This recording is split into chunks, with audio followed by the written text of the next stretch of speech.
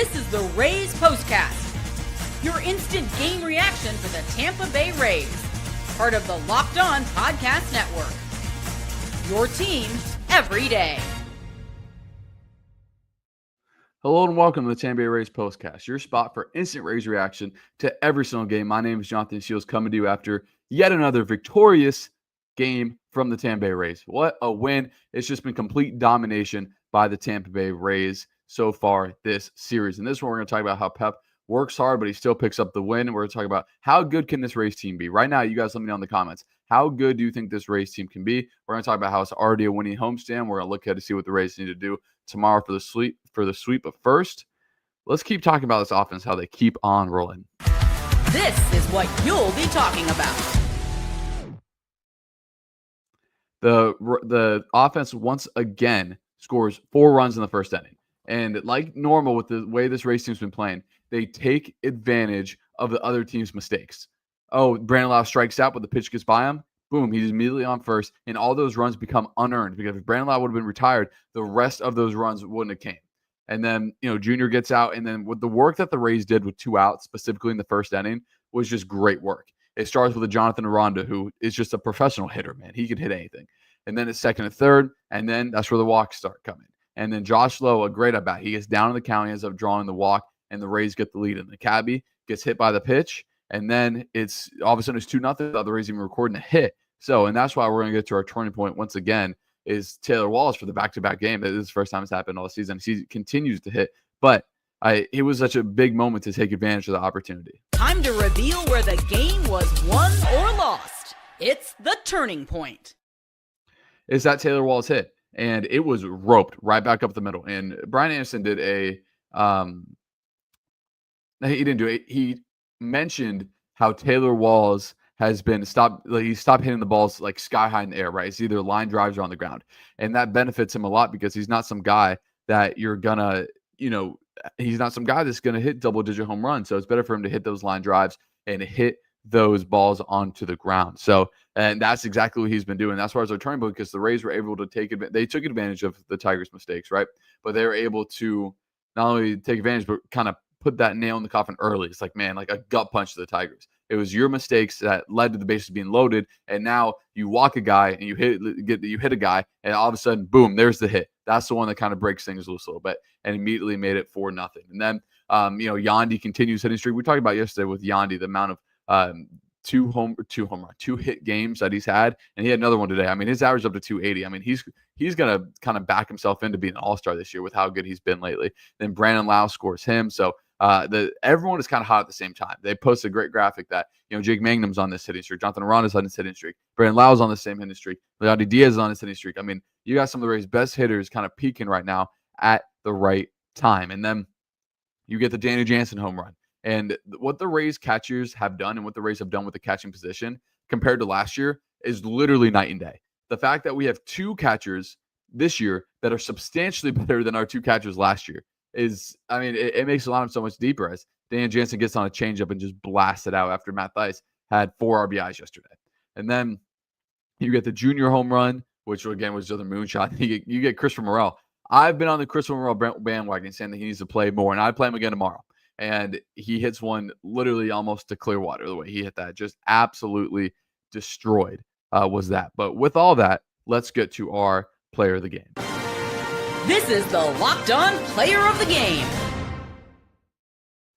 And I'm going to do something a little bit cheeky. So I wanted to highlight the whole offense like I did. So I almost want to give player of the game to the entire offense. But, that's kind of not fair. That's a little bit cheating. But for back-to-back days, I'm going to go with Yandy Diaz because he was the only guy to have a multi-hit game for the Rays. And the way that he's been hitting lately, we talked about it yesterday, but now let's add in this game, another multi-hit game. So Yandy had a multi-hit game today, 3 hits yesterday. The past 4 times he started, he's had a multi-hit game. And I think that number is like 9 of 13 in his last whatever games. Just fantastic stuff from Yandy Diaz. And, he's the catalyst. To me, I've said it a lot of times when I started the postcast, he's kind of the heartbeat of this offense. He has everything kind of goes through him at some point because he's either going to be hitting first or hitting third. And now he's really starting to pick it up. Now he's not going to hit, his hitting streak's not going to go on forever, all that stuff. But man, like he's not the 220 hitter like he was showing. But now when he was at 220, at 230, or even 240, he was still hitting the ball super hard. But now he's elevating the ball more, because when you hit it 110 in the ground, doesn't really do anything. But he's getting it up in the air more. He's going to the opposite field with it, and that's why you're saying these big time numbers from Yandy Diaz. But let's talk about how good can this Rays team be. So if you guys weren't in here at the open, put in the comments, or if you're watching the replay, put it in the comments. How good do you guys think this Rays team can be? Can this team just make the playoffs and just be a playoff team? Can this team make an ALCS? Can this team make a World Series? Can this team win a World Series?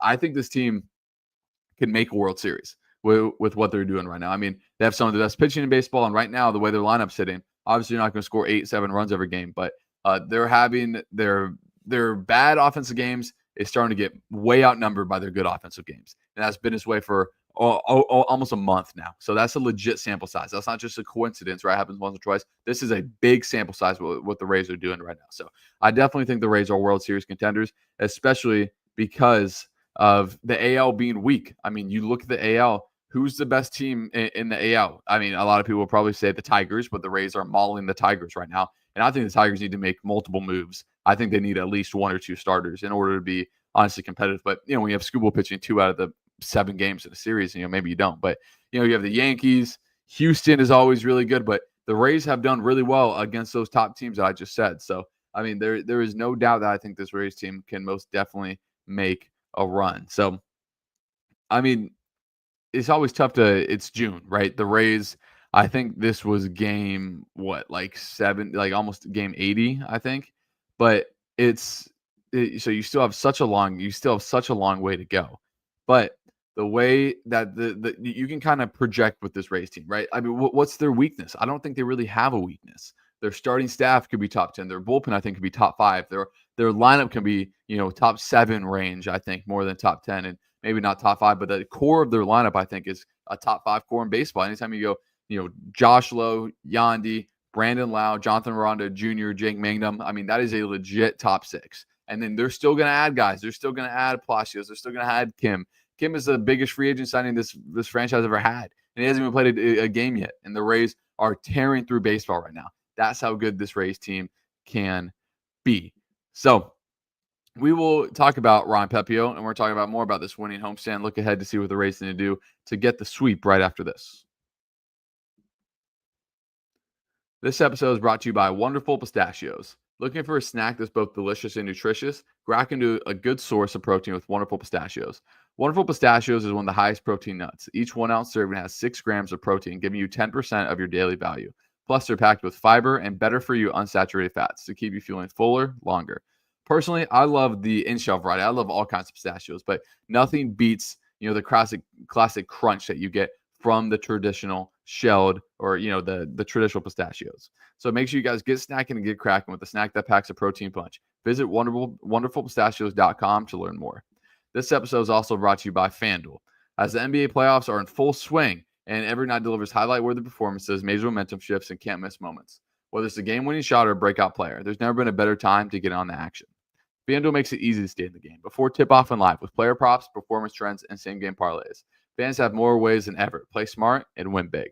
So, you guys, Game 7's tomorrow for the NBA. So, you guys can even put the Rays to win tomorrow and get the sweep and parlay that with the Thunder winning. That's kind of the different stuff that you can do. It's not just one sport specific with FanDuel. And if you're new to FanDuel, it's the perfect time to sign up because you can head to FanDuel.com and place your first $5 bet. And if it wins, you get $200 in bonus bets. And make every moment more with FanDuel, official sports betting partner of the NBA. So if you guys are in the live, make sure you leave a like and comment. We'll be getting to them momentarily. But let's talk about Ryan Pepiot because I thought he really battled today and he was really tested.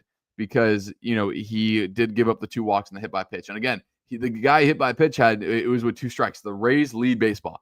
This is just off the top of my head. I don't know if it's actually accurate with hitting players with 2 strikes. It seems like it happens like once every other game at this point. But, he went 5 innings, only 3 hits, 1 earned, 2 walks, 7 strikeouts. But the Tigers lineup really made him work.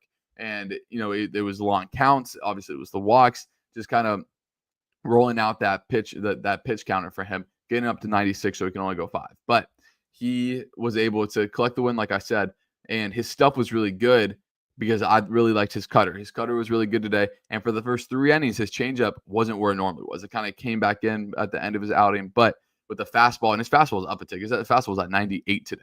And with the rise that he gets, it makes it even more unhittable. So Pepiot just keeps on rolling. He hasn't allowed, I said this stat yesterday, he hasn't allowed more than 3 runs in a game since it was like since April 15th was the last time he allowed more than 3 runs in a game.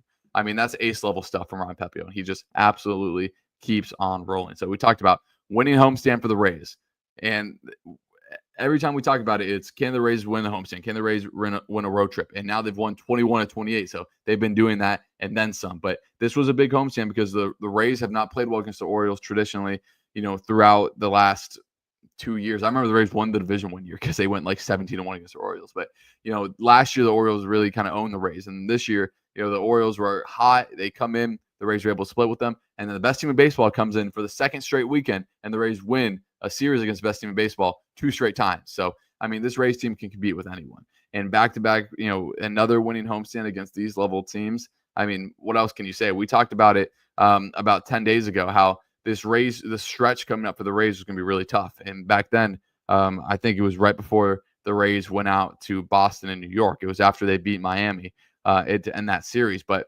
now, so they play Boston, New York, Baltimore, Detroit. That's who they just played. Coming up, you go to Kansas City, Baltimore, home against Athletics, to Minnesota, to Detroit, to Boston.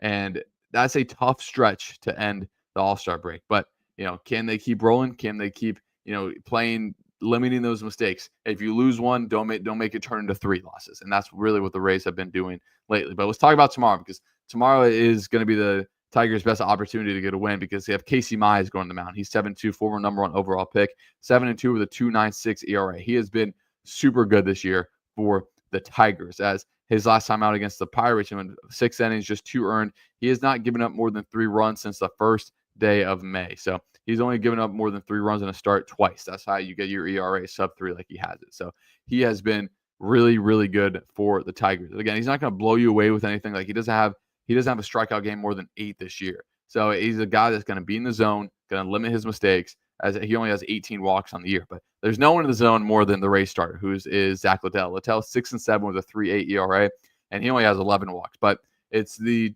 traditional Littell gives up a home run every single game. He has 22 home runs given up, but most of the time they've been solo home runs because he doesn't walk anyone. He really limits people getting on base. So let's hope that he can continue that and not give up maybe more than 1 home run. Remember, what got him into trouble is when he gave up the 4 against Boston. It's really hard to come back from that. So that's the look ahead tomorrow. Again, the key to the Rays is, can you score first, right? The Rays have kind of put the Tigers away early. The Tigers are reeling. They've had a really rough couple of days.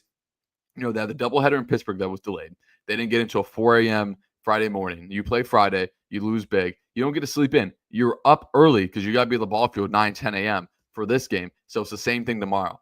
Keep pouncing on the Tigers because it's a really, really tough stretch for them. But let's get to the comments. Jack Takes talks about, now that was a Tiger mauling, 9 over 500, another series and closer to the division. Unfortunately, it looks like the Yankees are going to win today. They're up big on Baltimore, 8-0. But yeah, all you can do is control your game. So just absolute brilliance by the Rays recently. As we go to Gary, says, what an amazing stretch of baseball for the Rays. Since May 20th, they are 23-8.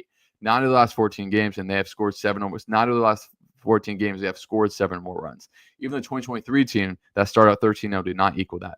And they said a stat that the Rays lineup has already batted around like 18 times this year, or something crazy. I mean, you just don't see that too often from a team like this. So, I mean, the Rays just continue to keep on going. It's Gary also talks about 18 home runs for Caminero. He's well on his way of surpassing 30, which was an optimistic projection before the season. Yeah, I mean, he's going all the way to 35 with what he's doing right now. As we go to Jason Lawrence, he says they're going to win the division. Hopefully, that means Steinbrenner will be hosting a ton of playoff games if that is the case. So, I mean, the way that the Rays are rolling right now, I mean, you can't really, they're playing, they're the hottest team in baseball, so they can definitely do anything.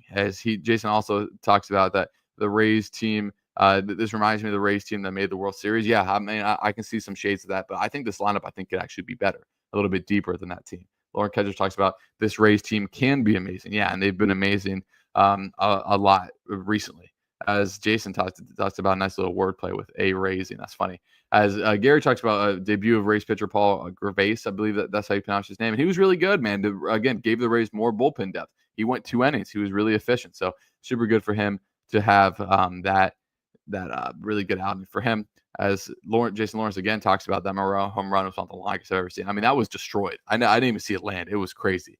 It's Cat talks about Pepiot has been outstanding lately. Yeah, I gave you the stat. He has allowed more than 3 runs in an outing since mid-April. That is very, very good. So Jason also talks about he thinks the bullpen is the weakest link, and they're not even that weak. I don't think the bullpen is the weakest link in my opinion. They have, I think they've actually been really good for the Rays, and this was all without Manny Rodriguez, one of the Rays' best bullpen arms. So again, it's the depth of this team, right? The Rays never beat you a lot of times, especially in the earlier to the end of the 2000s in the 2010s. They never beat you with a 9-man lineup. They beat you with their farm system. They beat you with their 40-man roster, and they're still doing that now. As we go to Gary, as we're wrapping up here, he says Matt Thaiss has been an outstanding addition to go along with Danny Jansen, substantial upgrade at the catching position. Yeah, I mean it's been incredible what the Rays have done. It's something I put on my notes that you fear the Rays catchers at the plate now. You did not fear the Rays catchers for a long time. Even that last year, Mike Zunino. No one loves Mike Zunino more than me. That's all-star Mike Zunino. That's Mike Zunino who had a home run in the All-Star game. But his last year with the Rays, you didn't really fear him when he came up to the plate. You kind of fear. You got to start pitching to Danny Jansen and Matt Thaiss. And that just makes this lineup so much more difficult to hit against. So again, guys, if you guys made it all the way to the end, make sure you guys leave a like and comment. I appreciate all you guys who joined live. Another victorious edition of the Rays Postcast. I mean, this team is rolling right now, guys. Really enjoy it because you never know when a team can go on, a cold stretch. You never know when a team can, fall apart. We've seen it with the Rays before, but enjoy this time, enjoy this team because I'm telling you guys, I've been watching Rays baseball my whole life. These Rays teams do not come around that often. So if you guys are watching the replay, make sure you leave a like and comment as well. And I will see you guys tomorrow. Again, tomorrow is another noon game. So we'll be live around the same time we were today. So I'll see you guys then.